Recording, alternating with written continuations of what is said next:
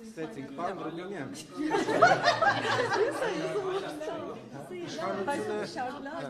Իշխանությունը անդադար, այդ թվում եւ դուք տեսնում ենք ու եթերով, այսպես վրտոված Գյումրի 2-ից եք խոսում, կանխելու ենք,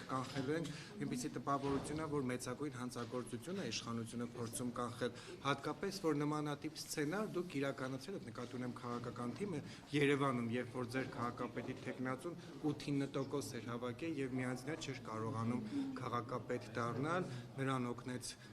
Հանրապետություն կուսակցությունը, հանրային ձայնից եղան ավականիներ, հետևաբար, ինչ խնդիր կա, եթե օրինակ ընտրական պրոցես է, որի ժամանակ կարող են ընդդիմադիրները միավորվեն եւ այլն, ինչն եք ուզում կանխեք։ Նախ խնդրեի փաստական սխալներ չանել, քաղաքացիական պայմանագիրը Երևանում, եթե չեմ սխալվում, 33% էր հավաքել, ոչ թե 8-9%։ Երկրորդը Երևանում 9%։ Հարգելի գործընկերներ, ձեռ եք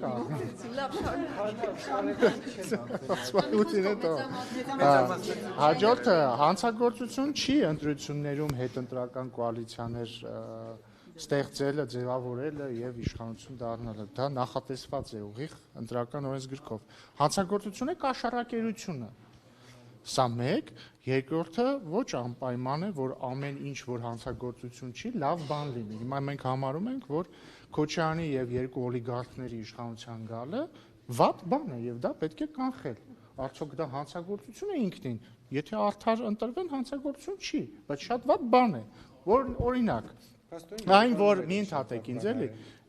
չէ, Երևանում Քոչարյանն ու օլիգարխները չեն եկել իշխանության։ Օրինակ, Վարդանիկը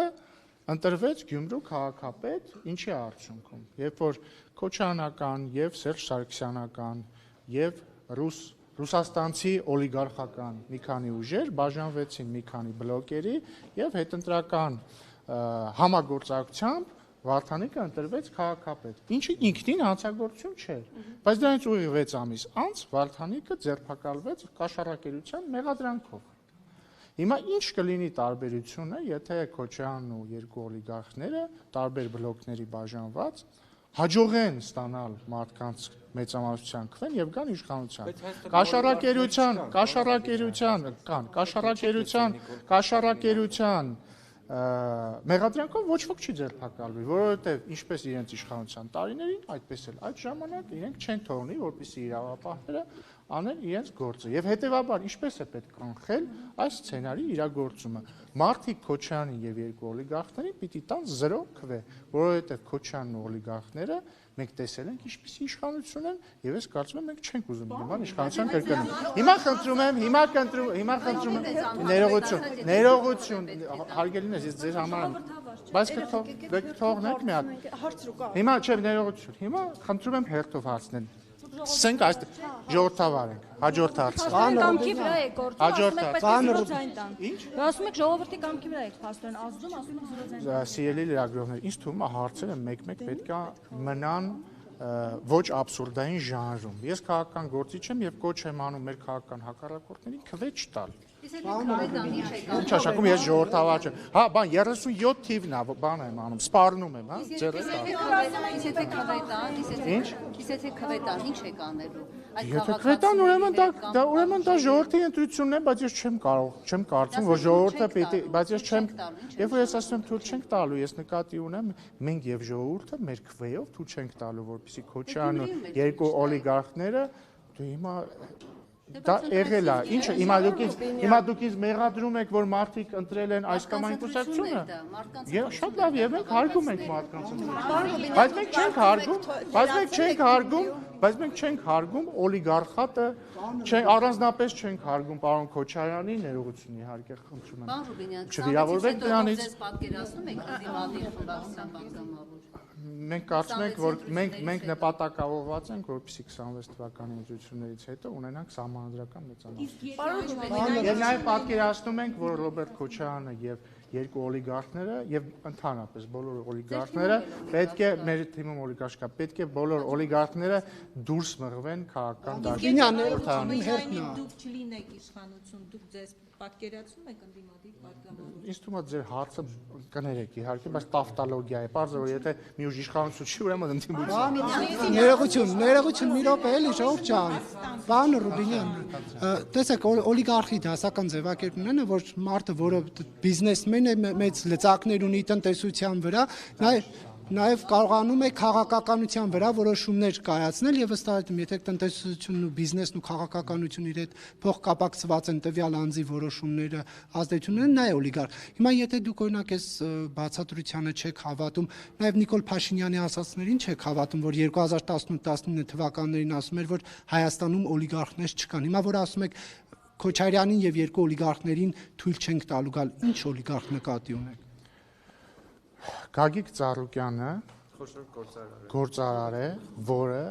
ուզում է ազդեցություն ունենալ քաղաքականության վրա, կուսակցության ղեկավար է։ Սամվել Կարապետյանը ռուսաստանցի գործարար է, որը ստեղծել է կուսակցություն, դարձել է դրա ղեկավար եւ փորձում է ազդեցություն ունենալ Հայաստանի քաղաքական դաշտի վրա։ Դրանք եւ սա օլիգարխի դասական սահմանում է։ Հիմա մենք կարող ենք, չգիտեմ, լեզվաբանական բանավեճ ունենալ, բայց ես վստահ եմ, որ բոլորը հասկանում են ինչ է նշանակում օլիգարխ եւ բոլորը հասկանում են, որ օլիգարխները չպիտի եւ կամ լավ չի լինի, որ հասնեն իշխանության։ Պարոն Ռուբինյան, դուք մի տեսակ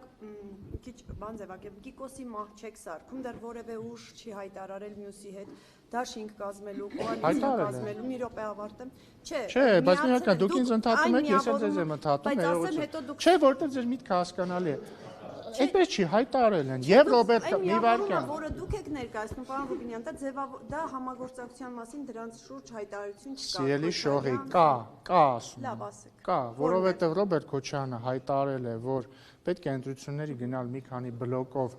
եւ համագործակցությամբ հեռացնել այս իշխանությանը։ Ռոբերտ Քոչարյանի թիմակից եւ Ծառուկյանի մոտ գործուղված Անդրանիկ Թևանյանը հայտարարել է, որ իրենց ուզածը Գյումրիի երկրորդ սցենարն է։ Ռուսաստանցի օլիգարխ Սամվել Կարապետյանի զարմիկը հմեկի եթերում հայտարարել է, որ իրենց ուզածը Գյումրիի սցենարի կրկնությունն է, բոլորը կարող են գնալ, չալարել, գտնել, տեսնել, բառացի, դրանք արված են։ Եվ հետևաբար ակնհայտ է, որ իրենց նպատակը դա է։ Ինչ վերաբերվում է Կիկոսի մահի մասին չի հարցը։ Կիկոսի մահի մասին չի հարցը։ Ես ընդամենը ասում եմ հետևյալը, մենք ասում ենք ընդամենը հետևյալը։ 2026 թվականի հունիսի 7-ին լինելու է ընտրությունը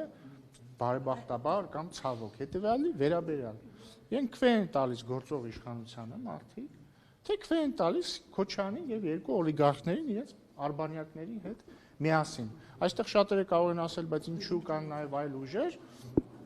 Շատ լավ, ես դեմ չեմ լինի, եթե այլ ուժերն էլ ձայն ստանան։ Բայց Քոչարյանը եւ երկու օլիգարխները չպիտի։ Պարոն Ռուբինյան, ես էլ ասացի, ժողովուրդ կներեք։ Պարոն Ռուբինյան, ստացվում է, որ անհանգստություն ունի ամեն դեպքում իշխանությունը, որ ընդդիմությունը կարող է կոնսոլիդացվել։ Արդյոք իշխանությունը ունի որոշակի հարցման տվյալներ, այսինքն որևէ տվյալ, որը վկայում է, որ ընդդիմության կոնսոլիդացիան վտանգ է ներկայացնում իշխանության համար։ Հիմա դուք կարող եք ասել լավ չի, բայց ամեն դեպքում դուք ունեք տվյալներ, հաստատական տվյալներ։ Բոլոր տվյալները վկայում են այն մասին, որ քաղաքացիական պայմանագիրը մի քանի անգամ գերազանցում է ցանկացած ընդդիմադիր ուժի մի ընդհատեք ինձ խնդրում եմ վարկանիշով։ Հարցը դե այնքան եք բանը ընդհատում որ անթեն շարժում եք մտածում եմ ընդհատում եք։ Այդ առումով անհանգստություն չկա, բայց ես կարծում եմ մեր քաղաքացիները պիտի իմանան ինչ է կատարվում քաղաքական դաշտում, նրանք պիտի իմանան, որ մեր ընդդիմադիր գործընկերները որոշել են տարանջատվել միմյանցից կեղծ կերպով, օրինակ մի ուժից մյուս ուժ մարդ են գործում, օրինակ չգիտեմ Վարդևանյան Արամը սկզբից Քոչարյանի ուժի падգամավորներ եւ Քոչարյանի փաստաբաններ, հիմա Ռուսաստանցի օլիգարխի փաստաբանն է եւ նրա թիմի ներկայացուցիչ։ Թևանյան Անդրանիկը սկզբից Քոչարյանի թիմի падգամավոր էր, հիմա Ծառուկյանի մոտ է։ Այսինքն բայց մի վարքյան արա սիրելի գործընկերներ, խնդրում եմ ես ձեզ, էլի, եկեք պայմանավորվենք։ Ես խոսում եմ, դուք չեք ընդհատում, դուք հարց եք տալիս, ես չեմ ընդհատում։ Ես իրոք հոգնել եմ, էլի, այս ամեն ինչից։ Անկեղծ ասած, այս ամեն ինչ ես հոգնել եմ։ Բայց հայտնի է, որ դուք էլ վարկանիշ չունեք բարձր։ Որտեղից է հայտնի։ Տարբեր հարցումներ անձն որ հարցում է, այդ ոնց է անձն աչքով երևում։ Չէ, դա երևում է, Չի երևում։ լրագրողները դա տեսնում։ Լրագրողները ներողություն, տվեք, լավ, հա։ Դուք այնքան բարձր վարկանիշ չունեք, որպեսզի մեծամասնություն կանվեք միայնակ։ Ո՞վ է դա ասում։ Ում հետ եք դուք համագործակցում։ Ձեր հարցը կներեք, բայց Այդտեղ չեք այրում կամուրջները։ ձեր հարցը կներեք, բայց շատ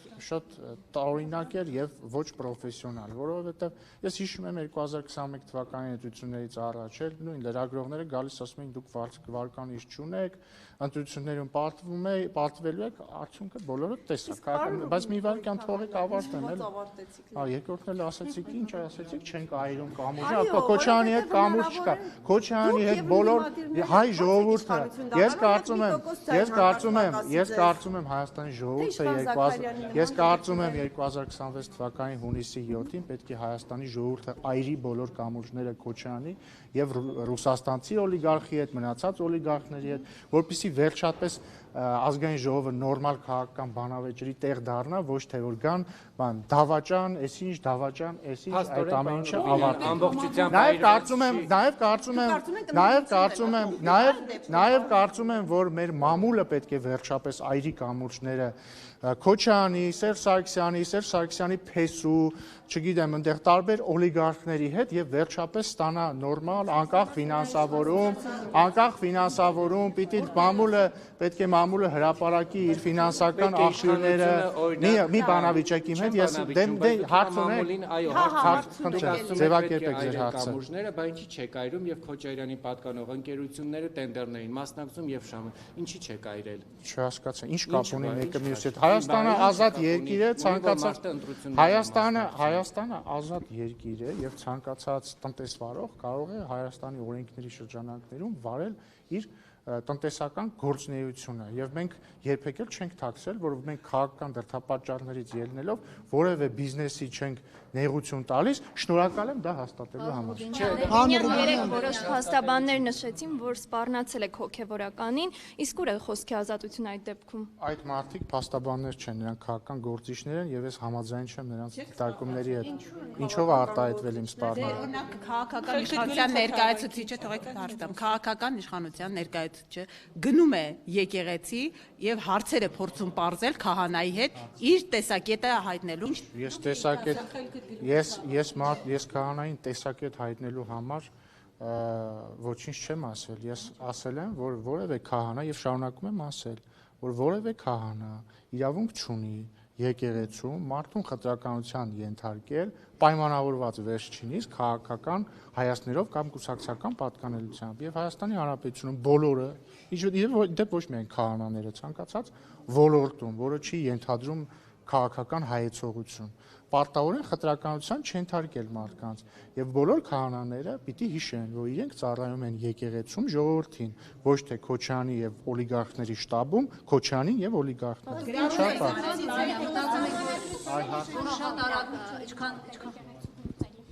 Իշխանությունը եկեղեցու գործերին չի միջամտում եւ իդեպ կներկայանաք դուք ո՞ր լրատվամիջոցից եք։ Արմատ մեդիան ում է պատկանում։ Ով է ֆինանսավորում Արմատ մեդիան։ Երբ որ հաշվետվությունը լինի, չէ, բայց ինչ խնդիր կա։ Բայց ինչ խնդիր կա ասեք։ Հրաժարվում եք ասել։ Չէ, ես ուզում եմ իմանամ ում հետ եմ խոսում։ Ես էլ ասում եմ Ամալիա Արաքելյանին։ Չէ, նկատի ունեմ որ լրատվամիջոցի ներկա։ Չէ, ուզում եմ հասկանամ դա ինչ լրատվամիջոց է։ Ես էլ ասեցի, եթե Կա որևէ մեկը այստեղ որ գիտի Արմատ մեդիան ում կողմից է ֆինանսավորվում։ Բայց չեք կարծում որ եթե խնդիր լիներ համապատասխան Ես չեմ ասում խնդիր կա թե չկա, ես ուզում եմ հանրությունը եւ մենք բոլորս իմանանք ով է ֆինանս, օրինակ ես գիտեմ TV5-ը ուղիղ կապի մեջ է Ռոբերտ Քոչարյանի հետ։ Բոլորը սա գիտեն եւ ամենայն կյանքով նորմալ է դա, լավ է թող բոլորը իմանան։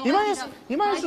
երբ որ ներողություն, երբ որ TV 5 օրինակ ինձ հարց է տալիս, ես գիտեմ, որ այդ հարցը ինձ այդ թվում տալիս է Ռոբերտ Քոչարյանը։ Հիմա ես ուզում եմ իմանամ, երբ որ Արմատ Մեդիան է ինձ հարցը տալիս, ով է ինձ հարց տալիս։ Ռոբերտ Քոչարյանն է տալիս, Սերժ Սարգսյանն է տալիս, Սերժ Սարգսյանը փեսան է տալիս։ Դե Ռուսաստանցի օլիգարխի թիմն է այդ հարցը։ Դե երբ որ խնդրում եմ մի գոռացեք, խնդրում եմ մի բղավեք ինձ վրա, էլի։ Խնդրում եմ մի բղավեք ինձ վրա։ Այլ հարցեր կան։ Տեսեք, օրինակ, թվում է թե TV5-ի լրագրողն է սա ինձ ասում, բայց սա ինձ ասում է Ռոբերտ Քոչարյանը։ Ես համաձայն չեմ Ռոբերտ Քոչարյանի։ Բայց ինչու եք թիրախավորում, պարոն Ռոբերտ։ Մենք հայ առաքելական եկեղեցու դեմ պայքար չենք մղել, որ պարտվենք։ Հունվար վեհափառը պետք է Ով է ասել նման բան։ 10 Ով է ասել նման բան։ Դուք եք ասում։ Ով։ Անուն ազգամ, ես այդպիսի բան չեմ ասում։ Ոչ ես, ոչ բոլորս այդպիսի բան չենք ասել։ 10 եպիսկոպոսներից մեկը, այսպես ասած, հետ քայլ է արել։ Սա Ես չգիտեմ ինչի մասն է։ Ինչ է կա։ Զրույցից հետո ինչպես դուք եք գրել խելքը գլուխը հավաքեց։ Չգիտեմ։ Պարոն Ռուբինյան, Գյումրի 2 թույլ չտալու համար արդյոք իշխանությունը օրինակ կգնային ճանապարհով, որ որոշ ուժերի չգրանցի ընտրություններին մասնակցելու։ Իշխող ուժը չի գրանցողը, եթե խոսքը ընտրությունների մասին է, կենտրոնական ընտրական հանձնաժողովն է, կենտրոնական ընտրական հանձնաժողովն էլ իր որոշումները կայացնում է ըստ ընթացակարգերի։ Չգիտեմ, չեմ կարող ասել ինչի մասն է խոսքը։ Եթե որևէ կուսակցություն եւ որևէ տեխնացու ոչ մի հակաօրինական բան չի արել եւ համապատասխանում է բոլոր չափանիշներին, ինչու չպիտի գրանցվի։ Հիմա տեսա այդպիսի կուսակցություն Ինչ։ Մենք բարձր ցուցանիշ ունենք 50-ից ավել ձայն են գրավելու, այնուամենայնիվ անհանգստություններ ունեք, որ ընդդիմության համախմբումը կարող է իսկապես վճռորոշ լինել եւ դուք մեծամասնություն ես ԿՊ-ից շատերն են այս հարցով անընդհատ լայվեր մտնում, բարձրաձայնում, որ ժողովուրդ ջան հասեք, ուզում են համախմբվել։ Եթե հարգելի լրագրողներ, հարգելի լրագրող, ախր լավ մի քիչ հարցը կարճ, հա, բայց շատ երկար եք ձևակերպում, կեսը ելույթ է ատել։ Բայց մի վարքյան թողեք էլի։ Հարգելի սիրելի լրագրողներ եւ գործընկերներ, ես հասկանում եմ իհարկե, որ ձեր լրատվական քաղաքականությունը ենթադրում է զուգահեռ երկու թեզի առաջ մղում։ Թեզ համար 1 ԿՊ-ն դիկտատորական եւ հանցագործ ուժ է, որը վախի մեջ է պահում բոլորին, սպառնում է բոլորին, ծեծում է բոլորին եւ այլն, եւ զուգահեռ նարատիվ համար 2 ԿՊ-ն խոճապի մեջ է, բոլորը ճամփրուկները հավաքում են։ Կհամաձայնեք, որ նախ դրանք իրար այդքան էլ չեն համապատասխանում, որտեվ եթե 37 թիվն է, այդ ոնց է ԿՊ-ն խոճապի մեջ։ Բայց իրականում երկու թեզերն էլ կատարապես սխալ են, որովհետև ոչ 37 թիվն է, ոչ էլ ԿՊ-ն խոճապի մեջ է։ Մենք մոտենում ենք ընտրությունների, մարդիկ նայում են, տեսնում են, պետք է դիտարկեն քաղաքական ուժերին, պետք է դիտարկեն իրենց ծրագրերը, պետք է դիտարկեն տեխնացուներին։ Հիմա կամ էլ անհանգստություն։ Հիմա քաղաքացիական պայմանագիր եք ներկայացնում եք իր տեսլական ապագայի վերաբերյալ ընդդիմադիր ուժերը իրենց։ Ես որպես քաղաքացիական պայմանագրի ներկայացուցիչ պնդում եմ, որ Քոչարյանի եւ երկու օլիգարխների ընտրությունը եւ իշխանության գալը նշանակում է կոռուպցիայի վերադարձ, նշանակում է խաղաղության, այսպես ասենք, առնվազն մեծագույն ռիսկի տակ լինել։ Ինչու եմ ես նաև պնդում, որ Գյումրի երկրորդ սցենարը վատ սցենար է։ Օրինակ ես տեսել եմ քաղաքական գործիչներ, լրագրողներ, խմբագիրներ, ասենց իրանց միամիտ տեղ դրած ասում են, բայց ինչ վատ բան կա Գյումրի երկրորդ սցենարի մեջ։ Դե առնվազն մի հատ վատ բան կա, չէ՞ որ ընտրված քաղաքապետը կաշառակերության մեղադրանքով։ Բայց ով քաղաքապետ։ Ես շատ անգիստ եմ, երբ որ քաղաքապետերը կաշառակերության մեղադրանքով ձերբակալվում են։ Ես ընդհանրապես մի վարքյան էլի, ներողություն էլի, մի վարքյան։ Ես շատ անհանգստացած եմ, երբ որ որևէ մեկը կաշառակերության այդ ռեպլիկի փոխանակ կողքից ռեպլիկա եք ասեց, մեզ ֆինանսավորում է, այս ինչը։ Բայց ինչ անշակում ոչ մեկ։ Դե խնդրում եմ հիմա ասեք։ Ինչ ասեմ։ Ով է ֆինանսավորում։ Ես էլ ասում եմ հաշվետվություն, ես չգիտեմ, ես հաշվապատ Բայց չգիտեք ում համար եք աշխատում դուք։ Ես աշխատում եմ լրագրող։ Կարող է բարձրի ինչ որ, կարող է բարձրի։ Մեկի համար եք աշխատում։ Չէ, նկատի ունեմ դուք չգիտեք ում մոտ եք աշխատում հիմա, կարող է բարձրի ձեր, կարող է չար ուժերն են ֆինանսավորում ձեր լրատվամիջոցը։ Ով է ֆինանսավորում, խնդրում եմ ասեք։ Լավ, պարոն Ռուբինյան։ Դե չգիտեք ուրեմն եթե բայց միտքը սկիզատ մնաց, խնդրում եմ մի բղավեք, էլի ինձ։ Խնդրում եմ մի բղավեք ինձ վրա։ Ձեզ վրա չեմ վրա։ Երբ որ մարտին հաշվետվություն կա, մեր մեդիան նոր է։ Իմ ուղղությամբ բղավեք, էլի խնդրում եմ։ Չէ, եթե դուք եք Խնդրում եմ, էլի, ցածր, ավելի ցածր, խնդրում եմ։ Երբ որ մարտին հաշվետվությունների ժամանակը կգա լրացնելու, կնայեք մեր մեդիան չի լրացնի, այդ ժամանակ այդ շատ լավ օրեցես, լավ օրեցես։ Խնդրում եմ նա թողեք, մի խանգարեք, հա։ Մի խանգարեք,